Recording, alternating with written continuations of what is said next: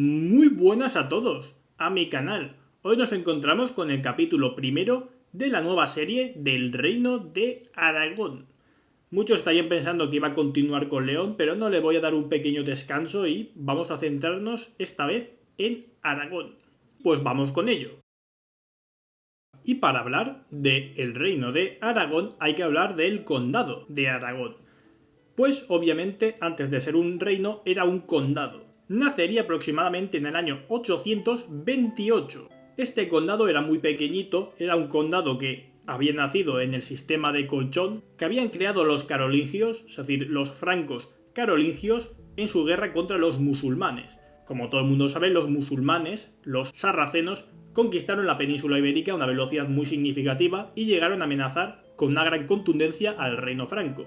Por lo cual dicho reino se inició una expansión, sobre todo una especie de dominio en los Pirineos para de esa forma crear condados fronterizos, lo que se llama hoy en día la marca hispánica, pues son territorios, condados, con la intención de servir de colchón frente pues a las embestidas sarracenas.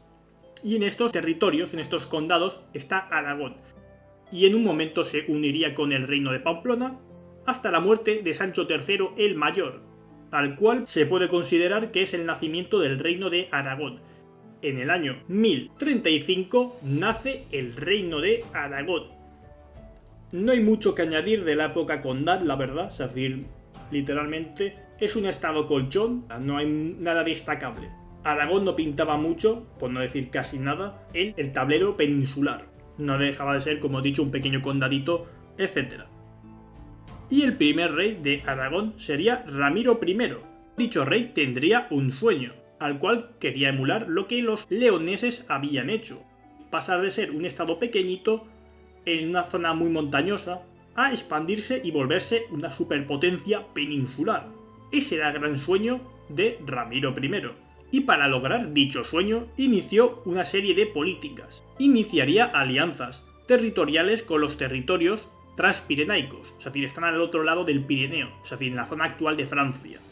De esa forma iría ganando apoyos y sobre todo fomentar la inmigración. Ahora después explicaré un poco esto, lo de la inmigración. Como es bastante obvio ver, Aragón, pues como he dicho, es una montaña, es una sierra montañosa muy limitada, por lo cual eso quiere decir que el ejército aragonés era muy, pero que muy limitado. Es decir, sería un ejército muy a la normanda, lo más seguro, sobre todo con los apoyos del sur de Francia, pues tendría un toque muy normando, con las tácticas normandas. Vamos, la táctica de ganar las batallas gracias a los choques de caballería pesada. Tendría dicho planteamiento, pero como he dicho, está muy limitado porque es muy pequeño, es decir, es un ejército muy pequeño. También hay que añadir que se creó la capital de Jaca para aprovechar la ruta del Camino de Santiago y así ayudar aún más con la inmigración. Por lo cual Aragón inicia políticas de efecto llamada para convencer a muchas gentes de diversos territorios a emigrar a Aragón. El rey Ramiro I, ya con una capacidad militar significativa, iniciaría una guerra contra Pamplona, contra su hermano, con la intención de arrebatarle dicho territorio. En dicho ataque, los aragoneses obtuvieron el apoyo de los zaragozanos. El ataque contra Pamplona fue rápido y pilló al rey desprevenido, pero el rey pamplonés, con gran astucia y gran capacidad de mando, reorganizó su ejército y lanzó un ataque extremadamente contundente contra el ejército aragonés zaragozano, al cual le pilló desprevenido por la mañana. De esta forma, en la batalla de Tafalla, en el año 1043, las armas aragonesas fueron derrotadas por las pamplonesas. Dicha derrota llevó al rey Ramiro I a huir y a esconderse en los condados de Sobrarbe y Ribagorza, por lo cual se perdió Aragón. El sueño de Ramiro I parecía haber terminado en un gran y contundente fracaso. Sin embargo, llegarían dos golpes de suerte que cambiarían la situación. La primera sería que, al parecer, con la mediación del rey de León, Fernando I, este hizo que Ramiro I y su hermano, el rey de Pamplona, hiciesen las paces y pues recuperase Aragón.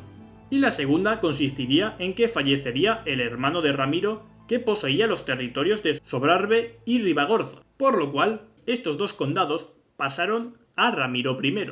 De esta forma, se transformaron en parte del reino de Aragón, por lo cual, pese al revés militar de Aragón, este mismo ha aumentado significativamente su tamaño. La derrota en Tafalla hizo mella en el rey aragonés y le convenció de cambiar su estrategia, y esto le llevaría a iniciar una nueva red de alianzas, esta vez con la Pamplona misma y Urgell, por lo cual el único enemigo que quedaría sería el enemigo sarraceno. Entonces el rey Ramiro inicia unos ataques limitados contra el Emirato de Zaragoza. Dichos ataques en pequeña envergadura estaban teniendo éxito, de hecho estaban amenazando la plaza de Graus. Graus era una fortaleza bastante importante porque Graus era la llave para Barbastro, que Barbastro es verdad que yo aquí lo he colocado como una fortaleza, pero en algunas fuentes se menciona que Barbastro era una ciudad bastante rica, bastante próspera, es decir, es una ciudad que supuestamente en abrir y cerrar de ojos se había vuelto ultra rica, etc. Yo lo he colocado como una fortaleza, pero como he dicho, se menciona en algunas fuentes que era una ciudad muy rica. Pues obviamente dicha situación enfadó bastante a Zaragoza, y esta misma hizo un llamamiento a Fernando I de León, pues esta taifa era tributaria de los leoneses. El rey Fernando I no quería tener ningún competidor en el tablero peninsular, por lo cual mandó parte de su ejército, encabezado por su hijo, el infante Sancho, para hacerle guerra a los aragoneses. Hay que destacar, pues, los que han visto la serie, pues que en este ejército se encontraba el Cid, Rodrigo Díaz de Vivar. El rey Ramiro I no quería renunciar a la plaza de Graus, por lo cual, pese a que el ejército zaragozano-leonés era muy superior en número, decidió plantarles batalla. Por lo cual comienza la batalla de Graus, en el año 1063. Fue una batalla totalmente encarnizada y sangrienta. Sin embargo, desgraciadamente para las armas aragonesas, el rey Ramiro falleció en dicha batalla, debido a un musulmán que, pues vestido de cristiano, se acercó a él y con un lanzazo le dio muerte. Y como es bastante obvio, Graus terminó en una derrota para las armas aragonesas. Y con esto se termina el capítulo.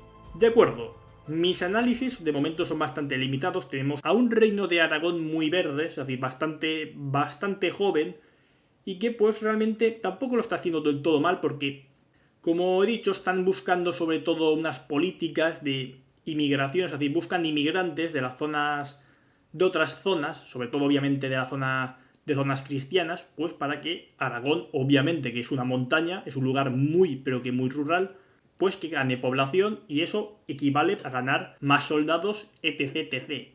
Aragón quiere tener un ejército, Aragón quiere tener un reino poderoso y obviamente para lograrlo necesitan pues ganar batallas. Desgraciadamente las dos primeras batallas de Aragón son totales y absolutas derrotas. O sea, de hecho la primera, es decir, Tafalla, ya pudo haber resultado en el fin definitivo de Aragón. Sin embargo, los golpes de suerte son los golpes de suerte, ¿no?